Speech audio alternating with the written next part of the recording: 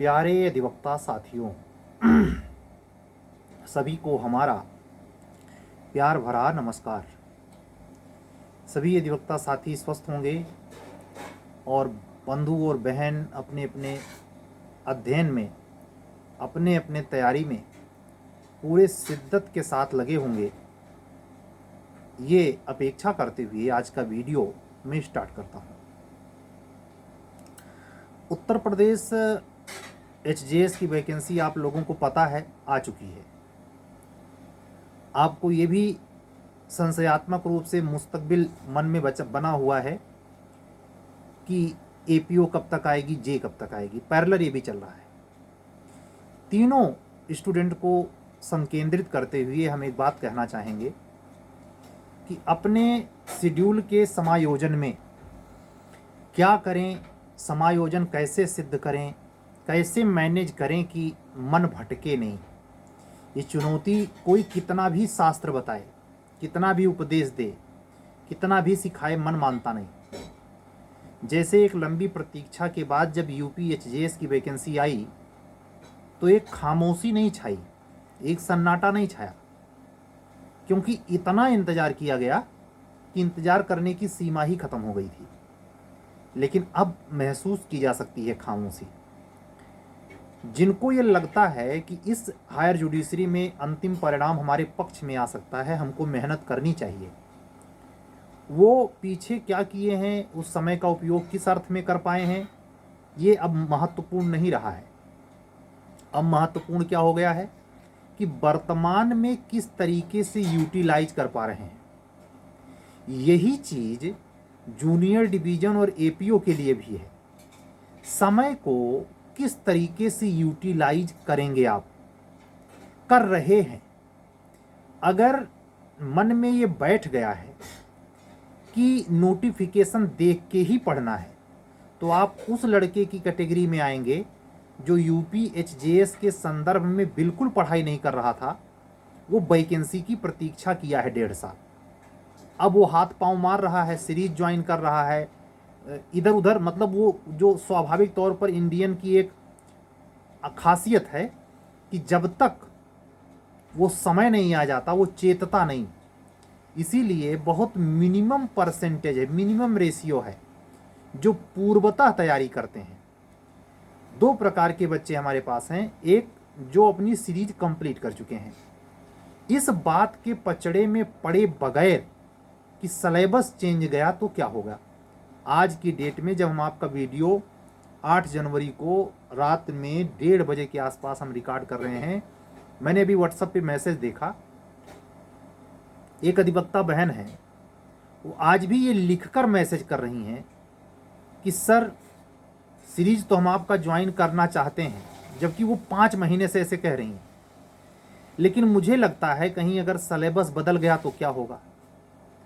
अब ऐसे प्राणी का इलाज नहीं है। मैं आपको सिर्फ एक उदाहरण के माध्यम से ये समझाना चाहता हूँ कि जो दशा, मनोदशा, जो स्थिति का सामना उच्चतर न्यायिक सेवा के चाहे एपीओ चाहे नॉन एपीओ इस समय झेल रहे हैं और सोच रहे हैं कि वो मूर्ख थे, ऐसा कहूँ, उनको ये सोचने का समय भी अब नहीं मिलेगा क्योंकि दबाव बहुत ज़्यादा है। माना अप्रैल के किसी दिन या अप्रैल लास्ट या मई के फर्स्ट वीक में अगर एग्जाम हाई कोर्ट लेता है प्री का, तो समय कितना बचा है, फरवरी मार्च, जनवरी में 7 दिन निकली गया। तो ऐसे में धमा चौकड़ी मच गई है, एड़ी से चोटी का जोर लग रहा है। अब जो 1.5 साल तक आराम किया है वो 1.5 साल में पढ़े गए लोग को कैसे पीछे कर सकता है।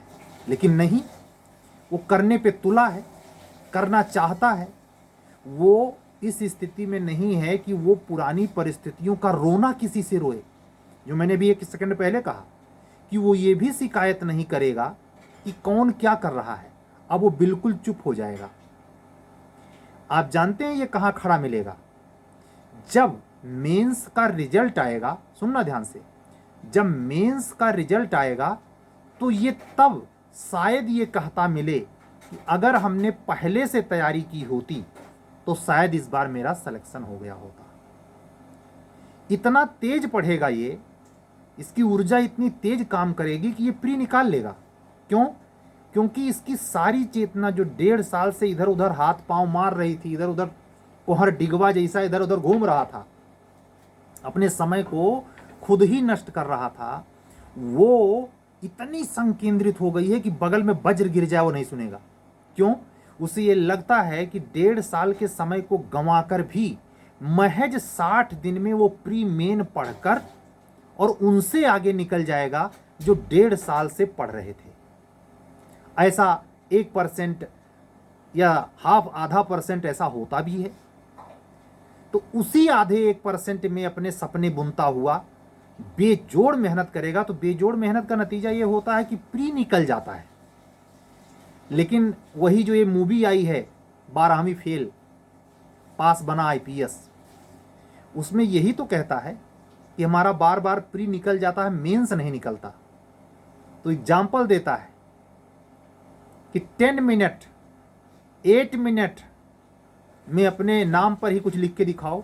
मनोज शर्मा वो 200 शब्द लिखने को कहता है 8 मिनट में, और लिख कितने पाते हैं?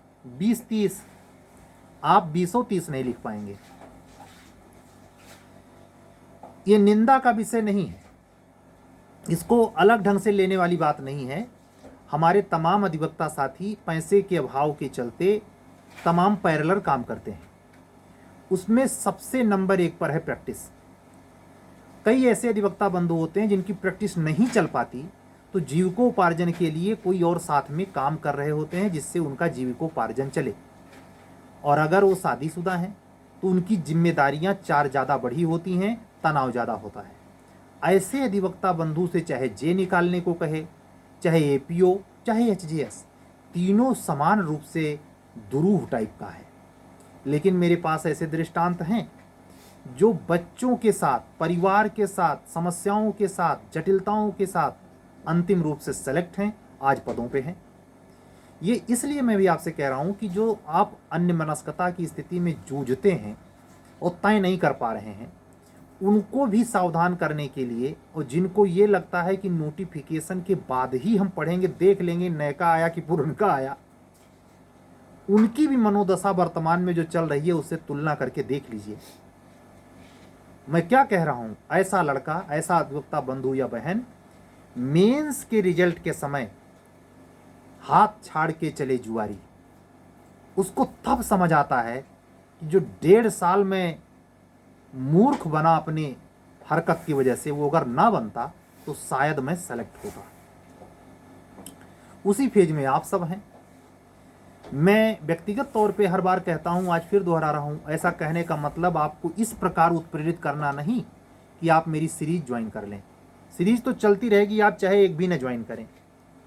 और मैं आपको बताऊं, हायर जुडिशरी में जैसे भी जस्ट मैं 10 मिनट पहले चकबंदी क्लास पढ़ा के आया, ये कोई पढ़े या ना पढ़े, वो मुझसे जुड़े या ना जुड़े, मेरा खुद का कैरियर है भाई।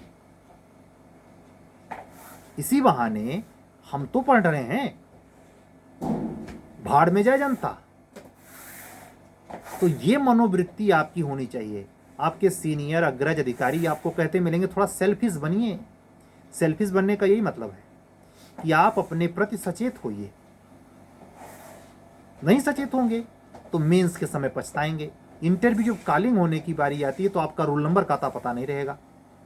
हाँ, अगर आप हल्के नेचर के हैं तो प्री के बाद लड्डू बांटिएगा, शोर मचाइएगा कि हम प्री निकाल लिए हैं, खूब खुश होइएगा।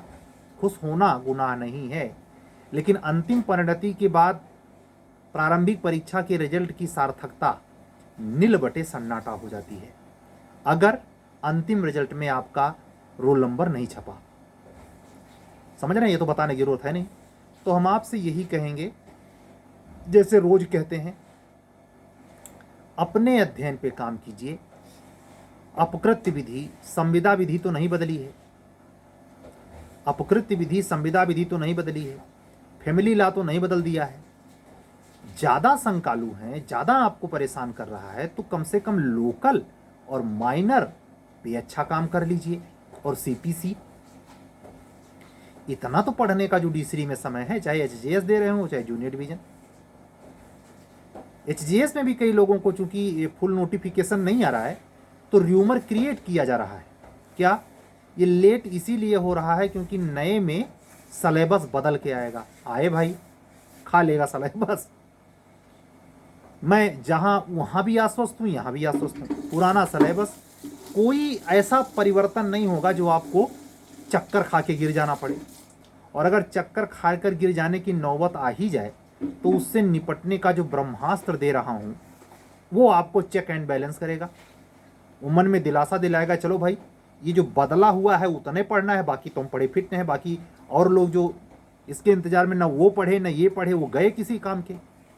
क्योंकि नए बदले हुए सिलेबस के आधार पर कोई भी तैयारी चाहे कितना भी आसान क्यों ना हो, भ्रमित करने, संशय पैदा करने और बेजोड़ मेहनत की मांग रखती है, करेगी वो।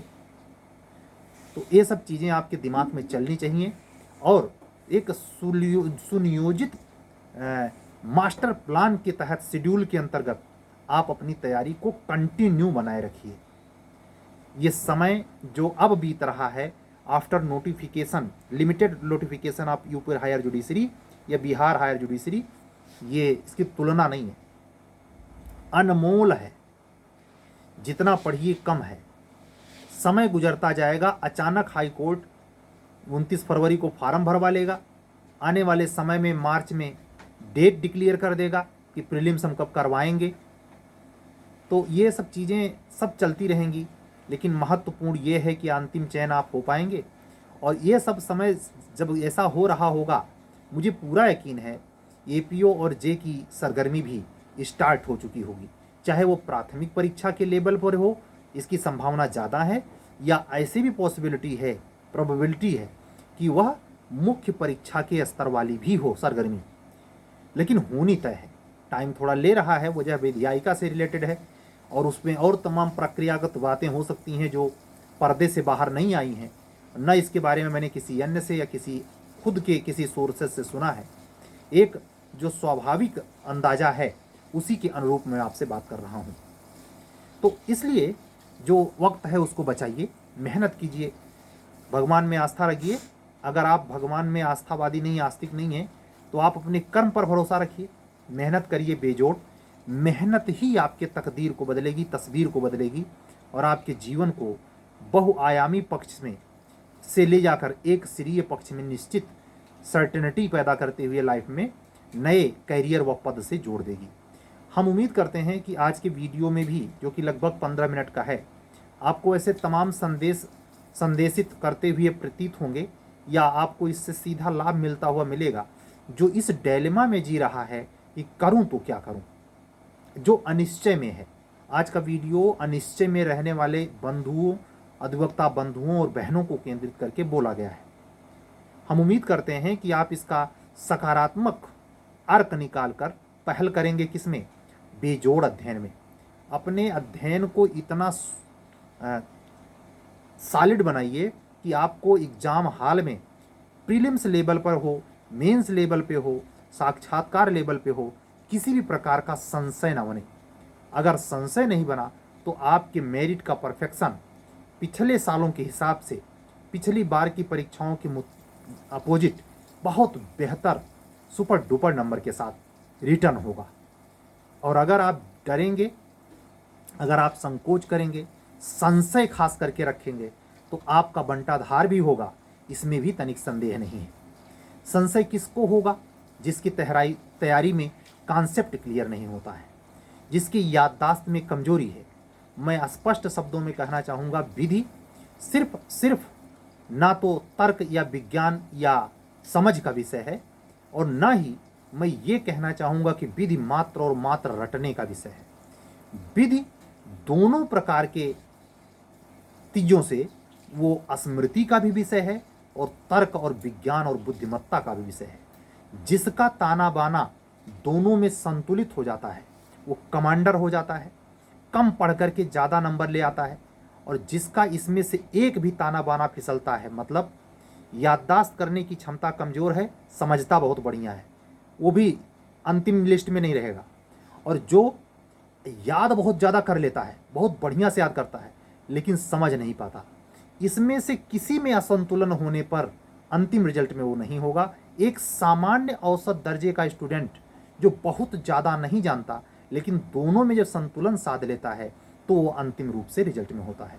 ये तीनों परीक्षाओं के लिए ही क्या, किसी भी प्रतियोगिता परीक्षा के लिए ये शर्त लागू होती है।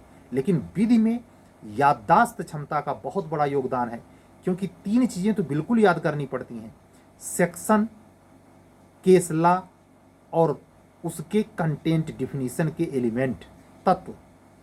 समझ रहे हैं? तो ये मारक अस्त्र है जिस पर दीर्घ काल से काम किया जाता है, दीर्घ काल तक किया जाता है, और एक लंबे प्रोसेस में तैयारी का शेड्यूल रखा जाता है।